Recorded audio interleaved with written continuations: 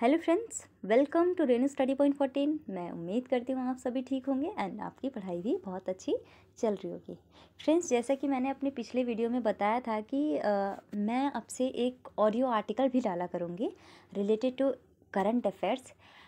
ये हर एग्ज़ाम जो भी किसी भी सर्विस की तैयारी कर रहे हैं, हर एग्ज़ाम के लिए इम्पॉर्टेंट करंट अफेयर होगा। ये इस करंट अफेयर के मैंने सोर्सेज भी आपको बता दिए थे, जैसे कि द हिंदू है, इंडियन एक्सप्रेस है या फिर पीआईबी है। इसके अलावा ये ऑडियो आर्टिकल ज़रूरी नहीं है कि पर्टिकुलर किसी एक सब्जेक्ट से होगा, ऐसा नहीं है।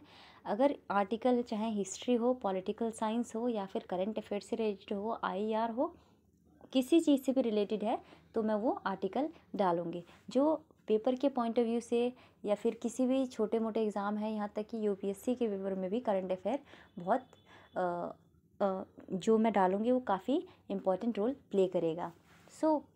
हम स्टार्ट करते हैं हमारा ऑडियो आर्टिकल आज का, क्योंकि मैंने सैटरडे भी एक ऑडियो आर्टिकल डाला था, कल संडे था तो उसकी छुट्टी। देन आज का ऑडियो आर्टिकल मैं शुरू करती हूँ।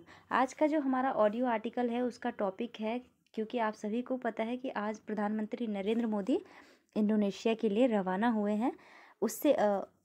उसी से रिलेटेड है कि इस G17 G20 शिखर सम्मेलन में वो क्या बातें करेंगे, किन मुद्दों की चर्चा करेंगे, इसी को हम समझेंगे। प्लस पॉइंट ये है कि ये काफ़ी चर्चे में है। चर्चे में क्यों है, इस बात पे भी हम ध्यान देंगे। ठीक है, फिर मैं अपना आर्टिकल स्टार्ट करती हूँ। इसकी पृष्ठभूमि देखिए। प्रधानमंत्री नरेंद्र मोदी इंडोनेशिया की अध्यक्षता में होने वाले 17वें G20 नेताओं के शिखर सम्मेलन में भाग लेने के लिए 14 से 16 नवंबर 2022 को बाली इंडोनेशिया का दौरा करेंगे। ओके, नेक्स्ट पॉइंट हमारा, ये चर्चा में क्यों है, क्योंकि प्रस्थान से पहले एक बयान में मोदी जी ने कहा कि हमारे देश और नागरिकों के लिए एक महत्वपूर्ण क्षण में भारत आधिकारिक तौर पर 1 दिसंबर 2022 से G20 की अध्यक्षता ग्रहण करेगा, जो 2023 में नई दिल्ली में आयोजित होगी। ये महत्वपूर्ण इसीलिए हो जाता है क्योंकि भारत को इसकी आधिकारिक तौर पर 1 दिसंबर से 2022 तक की अध्यक्षता ग्रहण करेगा भारत G20 का। तो ये इसीलिए इसका प्लस पॉइंट है कि इस चर्चा में है। आगे चलते हैं। अब देखिए G20 शिखर सम्मेलन की मुख्य बातें क्या हैं। तो पहला, प्रधानमंत्री मोदी ने कहा कि G20 शिखर सम्मेलन के दौरान मैं भारत की उपलब्धियों और सामूहिक रूप से वैश्विक चुनौतियों का समाधान करने की हमारी अटूट प्रतिबद्धता पर प्रकाश डालूंगा। साथ ही भारत की G20 अध्यक्षता वसुधैव कुटुंबकम या एक पृथ्वी, एक परिवार, एक भविष्य की थीम पर आधारित होगा। आगे देखिए। G20 सम्मेलन के दौरान पीएम मोदी की ब्रिटेन के पीएम ऋषि सुनक से मुलाकात हो सकती है, जो पिछले महीने ब्रिटेन के पीएम बने हैं। आपको बता दें कि ऋषि सुनक भारतीय मूल के हैं, क्योंकि उनके पूर्वज पंजाब से हैं और उनकी पत्नी अक्षता मूर्ति जाने माने उद्योगपति और इन्फोसिस के सह संस्थापक नारायण मूर्ति की बेटी हैं। ये एक इंटरेस्टिंग फैक्ट है कि भारतीय मूल के एक निवासी ब्रिटेन के पीएम बने हैं। ये बहुत प्राउड मोमेंट है, इसमें हमें सभी को प्राउड होना चाहिए। आगे देखिए, इसमें उठाए जाने वाले मुद्दे क्या हैं जो मोदी जी ने अपने बयान में कहा है। देखिए, पीएम मोदी द्वारा बाली शिखर सम्मेलन के दौरान निम्नलिखित वैश्विक चिंता के प्रमुख मुद्दों पर व्यापक चर्चा करेंगे, जो इस प्रकार है। पहला क्या है, वैश्विक विकास। दूसरा है खाद्य और सुरक्षा। तीसरा है पर्यावरण और स्वास्थ्य। 14 है डिजिटल परिवर्तन। 5वां है रूस और यूक्रेन युद्ध।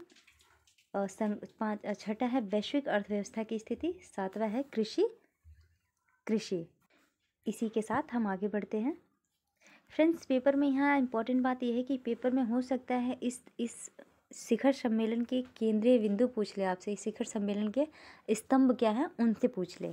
ठीक है, इनमें 3 चीज़ें याद रखने की हैं कि इसके केंद्र बिंदु किस पे हैं, मतलब ये जो शिखर सम्मेलन हो रहा है ये किन बिंदुओं पर निर्भर करता है, ये आयोजित कहाँ हो रहा है, ठीक है, और इसकी अध्यक्षता कौन कर रहा है, ये इम्पॉर्टेंट है, तो आप इस पे ध्यान देना। आगे देखिए। इस दौरान पीएम मोदी ने यह भी कहा कि प्रवास के दौरान वह इंडोनेशिया में रहने वाले भारतीय समुदाय से भी बातचीत करेंगे। आगे देखिए। अब क्योंकि हमने G20 17वें G20 को समझ लिया है, तो अब हम ये भी जान लेते हैं कि G20 क्या है। तो देखिए, G20 या 20 का समूह दुनिया की प्रमुख विकसित और विकासशील अर्थव्यवस्थाओं का एक अंतर सरकारी मंच है। G20 वैश्विक आर्थिक सहयोग के लिए एक प्रभावशाली ब्लॉक है जो वैश्विक सकल घरेलू उत्पाद का लगभग 85%, वैश्विक व्यापार का 75% से अधिक और विश्व जनसंख्या का लगभग 2/3 का प्रतिनिधित्व करता है। आगे देखिए, इसमें शामिल देश हैं, क्योंकि इसमें शामिल देशों का क्रम भी पूछ लेता है कि क्रम क्या है इनका, तो आप इस चीज़ को भी याद रखिएगा। इसमें शामिल देश हैं अर्जेंटीना, ऑस्ट्रेलिया, ब्राज़ील, कनाडा, चीन, France, Germany, Bharat, Italy, Japan, Korea गणराज्य, मैक्सिको, रूस, सऊदी अरब, दक्षिण अफ्रीका, तुर्की, ब्रिटेन, अमेरिका और यूरोपीय संघ शामिल हैं। आपको बता दें कि भारत वर्तमान में G20 यानी ट्रॉइका वर्तमान, पिछले और आने वाली G20 प्रेसिडेंसी का हिस्सा है, जिसमें इंडोनेशिया, इटली तथा भारत शामिल हैं। आगे देखिए, एक पॉइंट के तौर पे आप छोटे मोटे एग्जाम्स में ऐड कर सकते हो, ये आ भी सकता है, जैसे कि जो प्रधानमंत्री इंडोनेशियाई राष्ट्रपति यानी इंडोनेशियाई राष्ट्रपति कौन है, जोको विडोडो के निमंत्रण पर शिखर सम्मेलन में भाग ले रहे हैं।